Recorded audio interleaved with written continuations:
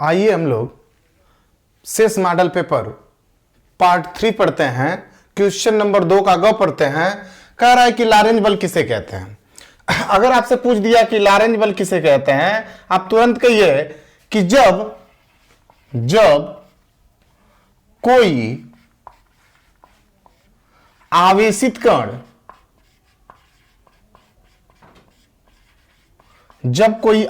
कण किसी चुंबकीय क्षेत्र में गति करता है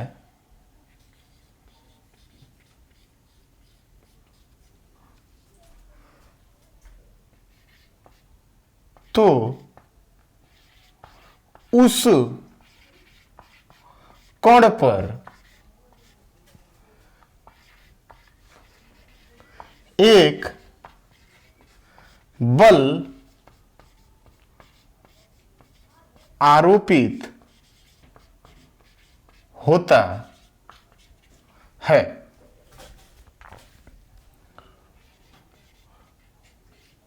उसी बल को लॉरेंज बल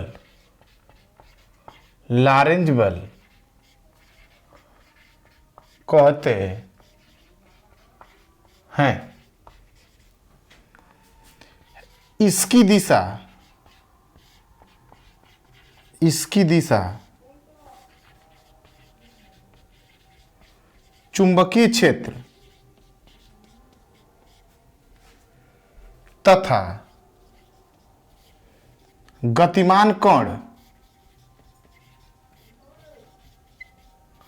की दिशा के लंबवत होता है। माना आवेशित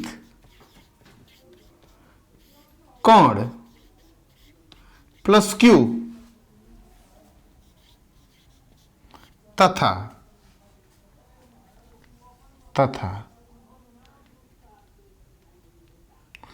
माना आवेशित कण प्लस क्यू तथा चुंबकीय क्षेत्र बी में क्षेत्र के लंबवत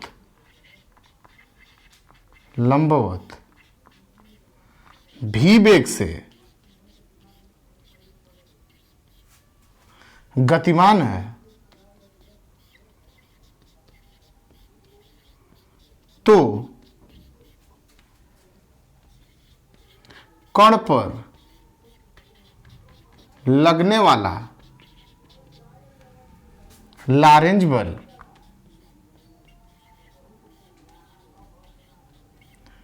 F बराबर QVB होगा। कह रहा है कि यदि लॉरेंज बल किसे कहते हैं, जब कोई आवेशित कण किसी चुंबकीय क्षेत्र में गति करता है तो उस पर एक बल आरोपित होता है। उसी बल को हम लोग लॉरेंज बल कहते हैं।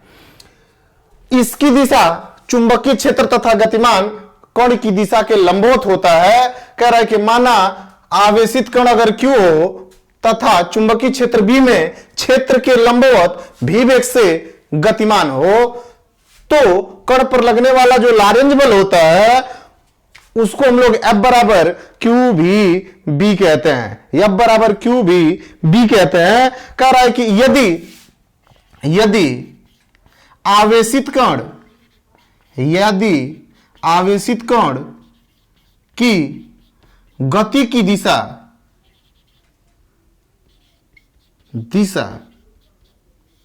चुंबकीय क्षेत्र B के लंबवत न होकर होकर थीटा कोण पर हो तो लारेंज बल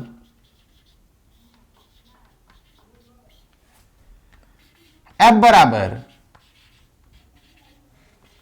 एफ बी साइन थीटा होगा। फिर से सुनिए, जब कोई आवेशित कण किसी चुंबकीय क्षेत्र में गति करता है तो उस कण पर एक बल आरोपित होता है, उसी बल को आप लारेंज बल कहते हैं।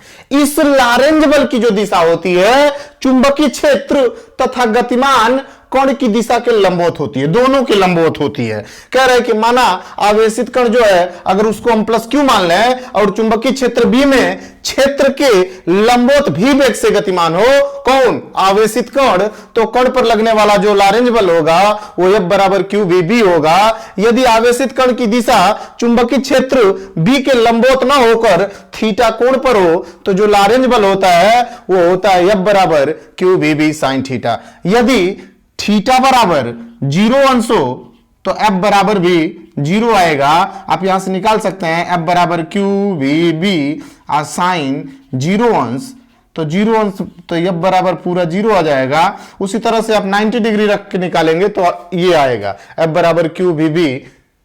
तो ये लारेंज बल आप समझ लिए। आइए अगला क्वेश्चन समझते हैं।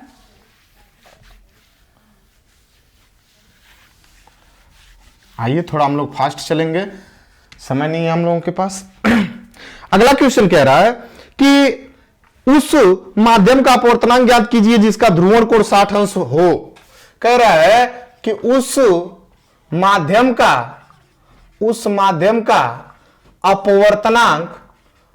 अपवर्तनांक ज्ञात कीजिए जिसका ध्रुवण कोण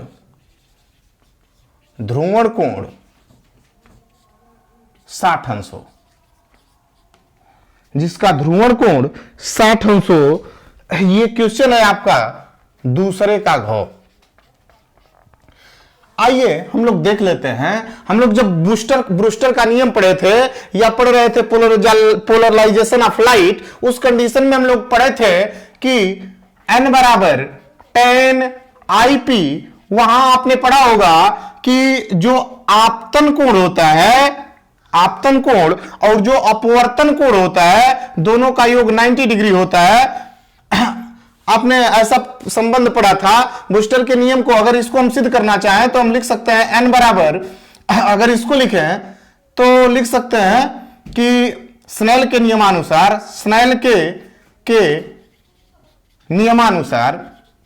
नियमानुसार अगर देखा जाए तो n बराबर होता है साइन आई बटा साइन आर।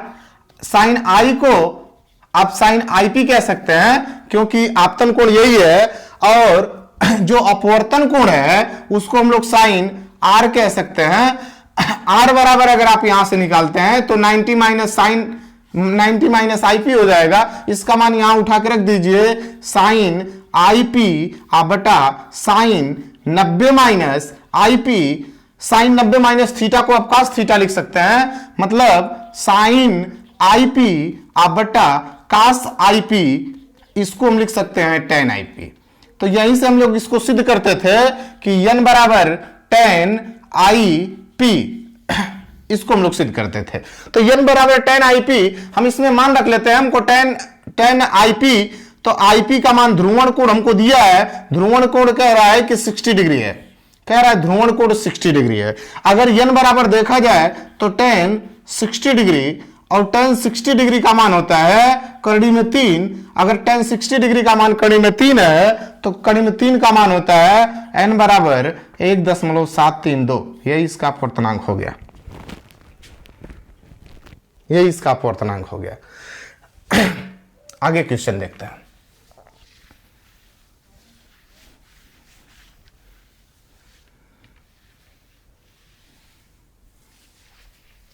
अगला क्वेश्चन कह रहा है कि nवीं कक्षा में घूमते हुए इलेक्ट्रॉन का कोणीय संवेग कितना होगा।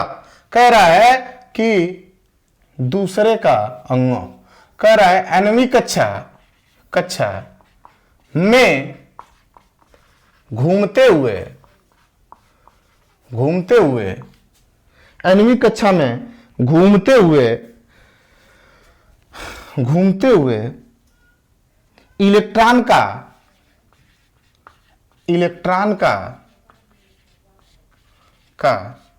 कोणीय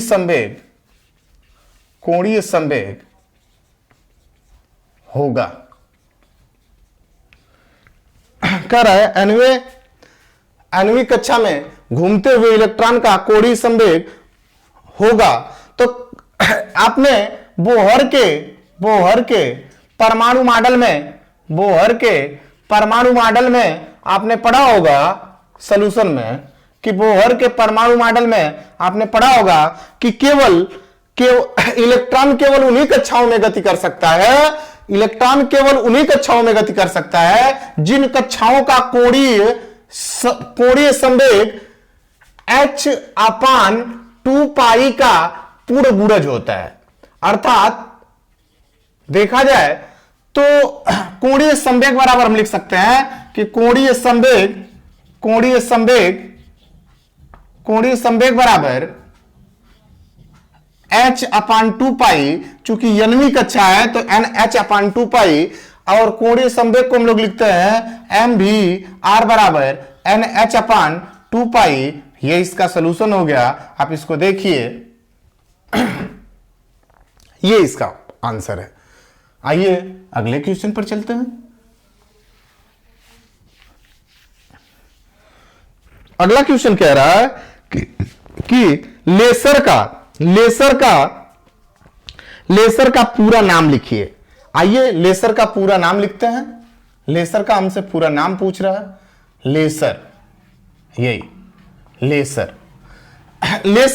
लेसर का पूरा नाम होता है light amplification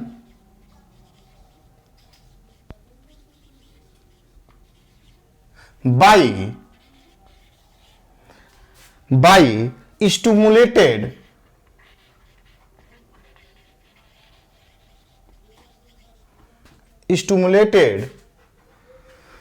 emission of radiation।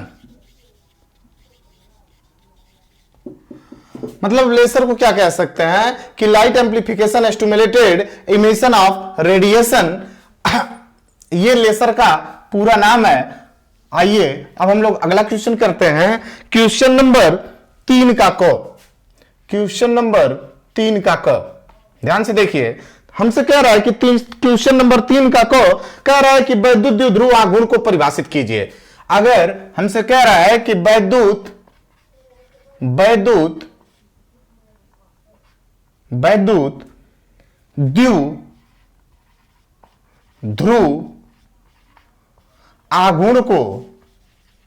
आघूर्ण को परिभाषित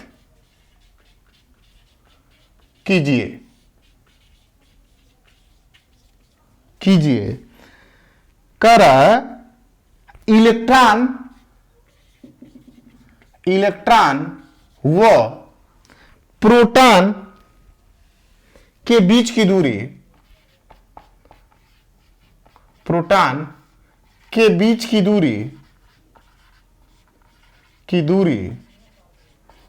इलेक्ट्रॉन व प्रोटॉन के बीच की दूरी 0.53 एंगस्ट्रॉम है। इस निकाय का वैद्युत द्विध्रुव आघूर्ण होगा। इस निकाय का वैद्युत द्विध्रुव आघूर्ण होगा। आइए समझते हैं। आपने पढ़ा होगा कि हम दो आवेश लेते थे, एक माइनस आवेश लेते थे, एक प्लस आवेश लेते थे, और दोनों के बीच की दूरी 2l लेते थे, और कहते थे कि दो बराबर, देखिए दोनों क्यों है, दो बराबर परंतु विपरीत आवेशों में से एक आवेश को पकड़ लीजिए। दो बराबर परंतु विपरीत आवेश में से एक आवेश तथा दोनों आवेशों के बीच की दूरी का गुणनफल ही वैद्युत द्विध्रुव आघूर्ण कहलाता था। मतलब देखिए, दो बराबर परंतु विपरीत आवेशों में से एक आवेश हमने पकड़ लिया और दोनों आवेशों के बीच की जो दूरी थी उसको हमने पकड़ लिया और दोनों का गुणनफल ही हमको वैद्युत द्विध्रुव आघूर्ण प्राप्त होता है। चूंकि आप ये इलेक्ट्रॉन और प्रोटॉन की बात कर रहा है, जो हम आवेश लिए हैं ये इलेक्ट्रॉन और प्रोटॉन की बात कर रहा है। चूंकि आप जानते हैं कि इलेक्ट्रॉन पर 1 यूनिट आवेश पाया जाता है तथा प्रोटॉन पर 1 यूनिट धनावेश पाया जाता है, ये दोनों का चार्ज आपस में बराबर होता है, तो हम कह सकते हैं कि दो बराबर परंतु विपरीत आवेश हैं। अगर इनसे एक द्विध्रुव आघूर्ण का निर्माण होता है तो कह रहा है कि उस द्विध्रुव आघूर्ण का मान कितना होगा, इसी को हमको ज्ञात करना है। यदि इनके 2L का मान 0.53 हो, एंगस्ट्रॉम हो, तो अगर इसे एंगस्ट्रॉम में बदल लें, एंगस्ट्रॉम को बदल लें तो 0.3 आगुड़े 10⁻⁻10 मीटर लिख सकते हैं। मतलब 2L का मान हमको मिल गया। दूसरी बात, अगर E की बात करें तो E का मान भी 1.6 गुणे 10⁻⁻19 कूलम लिख सकते हैं। और P की बात करें, QE की बात कर लीजिए और QP की बात कर लीजिए, तो प्लस 1.6 गुणे 10⁻⁻19 कूलम। इनमें से एक आवेश पकड़ना है तो हम पकड़ लेते हैं P बराबर 1.6 गुणे 10⁻⁻19 कूलम आगुड़े 2L का मान 0.3 गुणे 10⁻10 इनको हल करेंगे तो आएगा 0.848 आगुड़े हाई 19 घात और हाई 10 घात, मतलब 10⁻⁻29। इसका मात्रक लिखेंगे तो Q का मात्रक कूलम आगुड़े 2L का मात्रक मीटर, मतलब कूलम मीटर। ये रहा इसका मान। आप इसको हल करिए और देखिए। अगला क्वेश्चन करते हैं। अगला क्वेश्चन हमसे क्या कह रहा है? अगला क्वेश्चन कह रहा है, अगला क्वेश्चन को आप ध्यान से देखिए। अगला क्वेश्चन हमसे कह रहा है कि SI पद्धति में, कह रहा है कि SI पद्धति SI सिस्टम लिख लेते हैं। SI पद्धति लिख लीजिए भाई, पद्धति। SI पद्धति में L/R का बीमा एवं मात्रक लिखिए। बीमा एवं मात्रक लिखिए।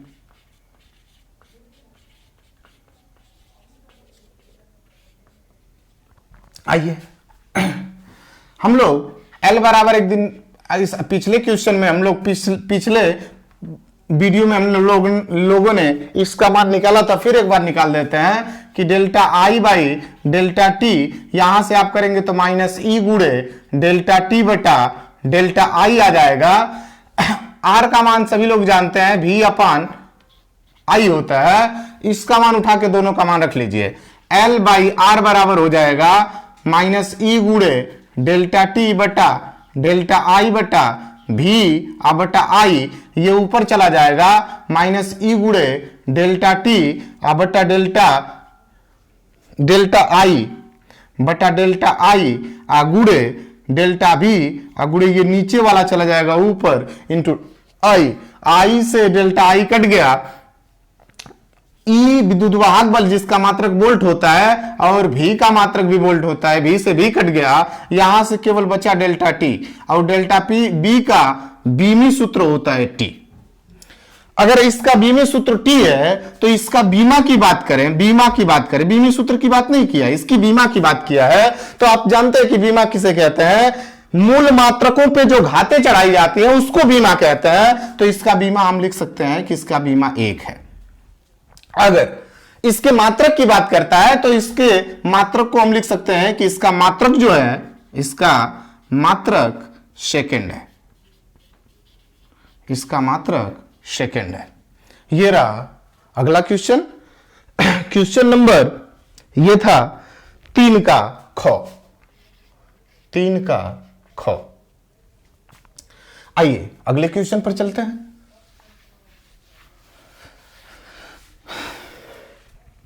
कह रहा है कि एक रेडियो एक्टिव तत्व, अगला क्वेश्चन कह रहा है 3 का गो।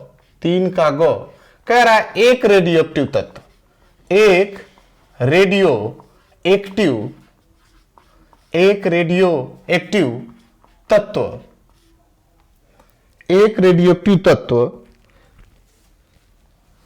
की अर्धायु, की अर्धायु, की अर्धायु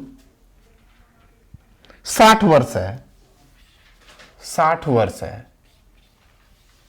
तो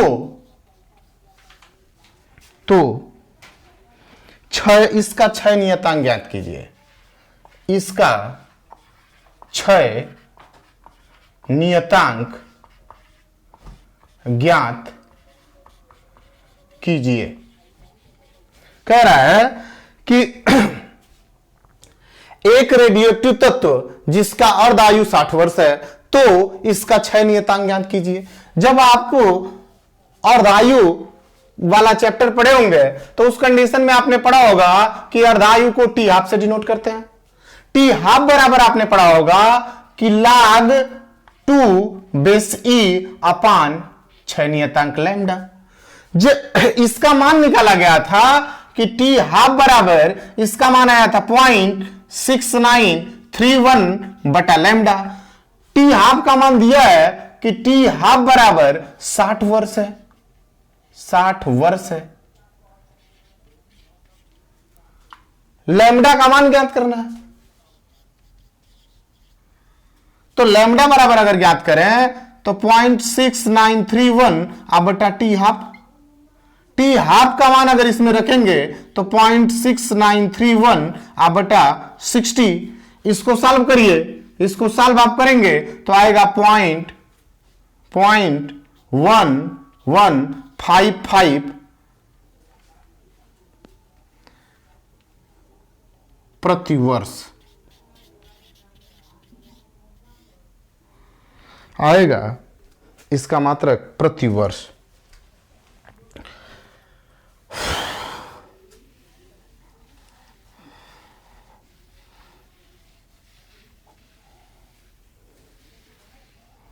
अगला क्वेश्चन हमसे कह रहा है, क्या कह रहा है ध्यान से सुनिए। कह रहा है एंड गेट।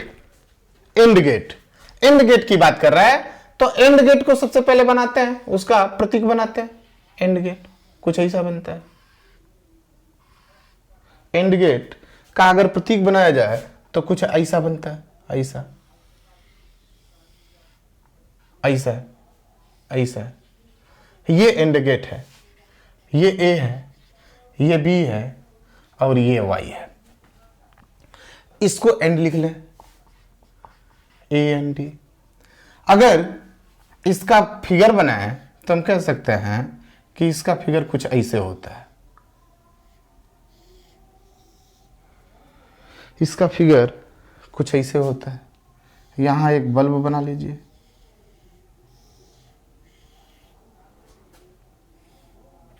इसको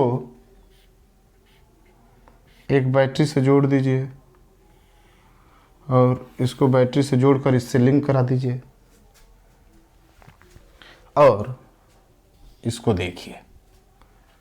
अब सत्यता सारणी बनाइए। इसको प्लस कर लीजिए, इसको माइनस कर लीजिए।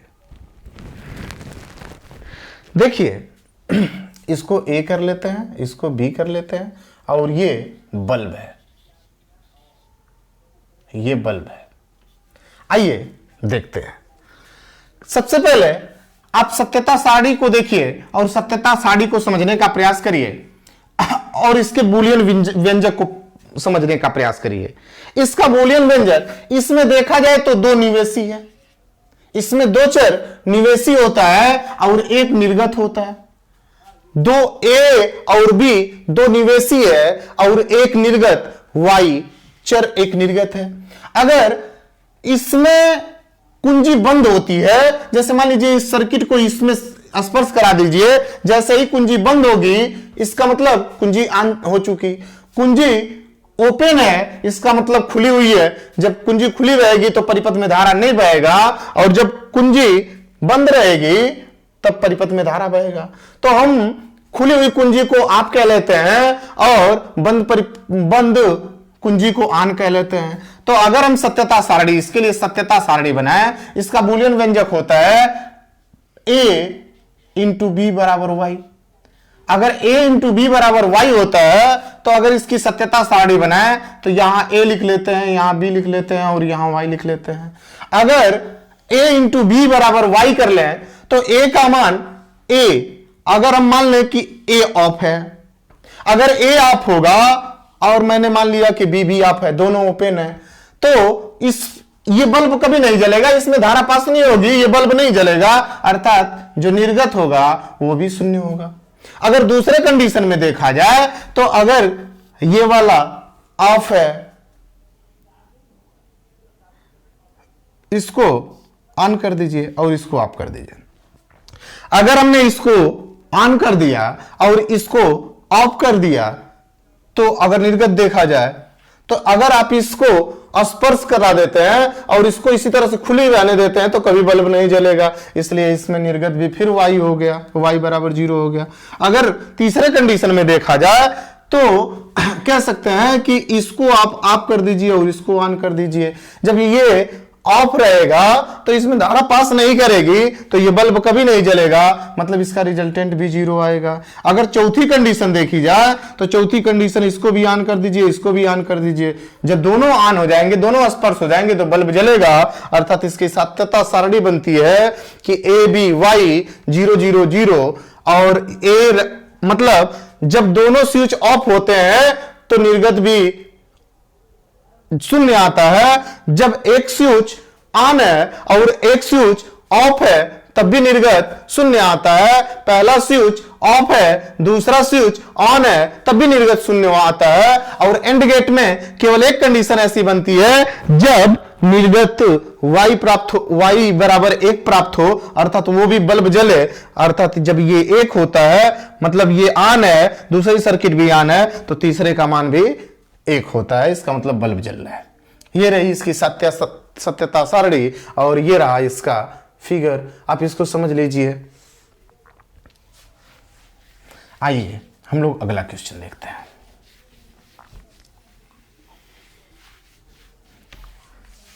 अगला क्वेश्चन कह रहा है हमसे, कह रहा है कि आर गेट का सत्यता सारणी और प्रतीक बनाइए। तो आर गेट देख लिया जाए, तो आर गेट कुछ इस तरीके का बनाया जाता है, ऐसे बना होता है, ऐसे। इसमें भी 2 निवेशी चर होते हैं, ए और बी, और एक निर्गत होता है, इसको हम आर कह लेते हैं। अगर इसका ग्राफ इसका फिगर देखा जाए तो इसका फिगर होता है, आप ध्यान से देखिए, इसका फिगर कुछ ऐसे बनाया जाता है, जैसे मान लीजिए ये हो गया, ये हो गया, ये हो गया। अगर इसको ऐसे बनाया जाए, यहां से ये हो गया, यहां से ऐसे हो गया, उसके बाद ऐसे हो गया, ऐसे हो गया, ऐसे हो गया, यहां इसको बैटरी से संबंधित करा दीजिए।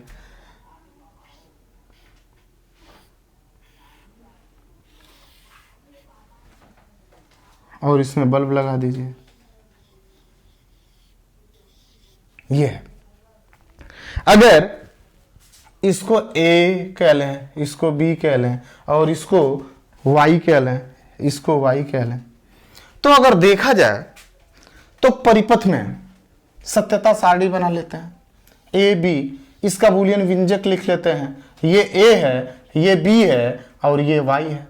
अगर इसके लिए बूलियन व्यंजक लिखें तो हम कह सकते हैं कि A प्लस B बराबर Y, A प्लस बी बराबर वाई। अगर A की बात करें मतलब इसमें ऑन को एक से दिखाते हैं और आपको जीरो से दिखाते हैं। तो अगर दोनों सर्किट को ऑफ कर दें, यहां से इसको ऑफ कर दें, यहां से इसको ऑफ कर दें, तो निर्गत वाला ऑफ होगा, क्योंकि बल्ब नहीं जलेगा। दूसरे कंडीशन में इसको ऑन कर दें, इसको ऑफ कर दें, इसको ऑन कर दें, तो इसको ऑफ करेंगे, इसको ऑन करेंगे तो धारा यहां बहेगी और बल्ब जलेगा, मतलब 1 आएगा। इसमें रख लेंगे तब भी 1 आएगा। यहां से अगर इसका मान 1 कर लेंगे, इसका मान 0 कर लेंगे, तब भी इसका मान 1 आएगा। यहां रख लीजिए, इसका मान 1 0, 1 0 में जोड़ेंगे तो 1 आएगा। अगर अगली बात करें तो इसको ऑन कर लीजिए, इसको ऑन कर लीजिए, तो यह भी ऑन हो जाएगा। मतलब ये इसकी रही सत्यता सारणी, ये इसकी सत्यता सारणी रही आर गेट की।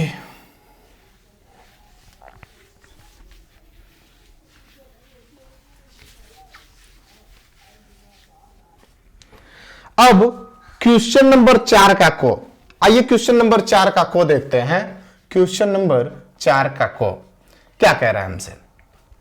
क्वेश्चन नंबर 4 का को कह रहा है कि किसी धातु के तार की लंबाई को खींचकर दुगुना कर दिया जाए। कह रहा है कि किसी धातु के तार की लंबाई को खींचकर दुगुना कर दिया जाए तो तार का नया प्रतिरोध कितना गुना होगा।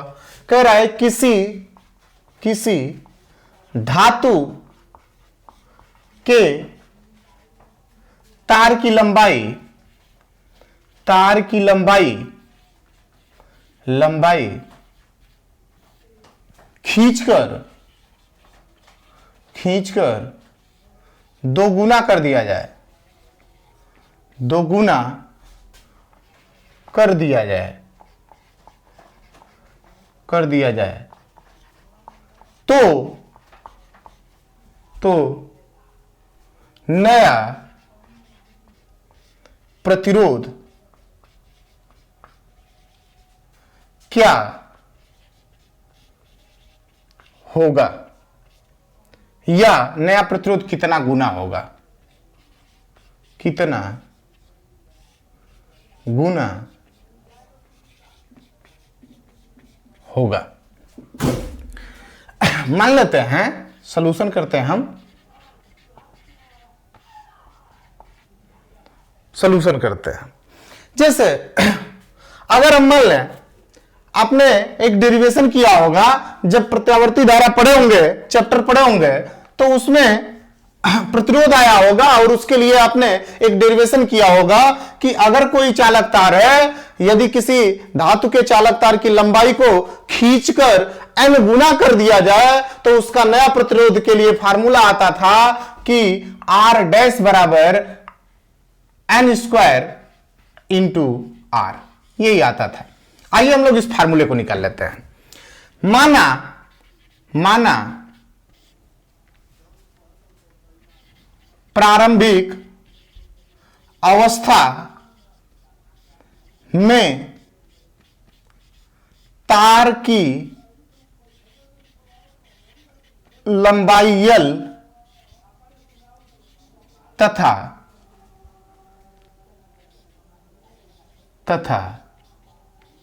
क्षेत्रफल A है।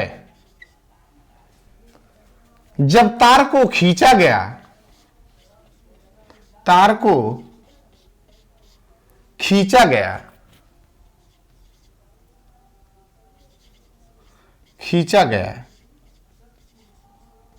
गया तो उसकी लंबाई L डैश तथा क्षेत्रफल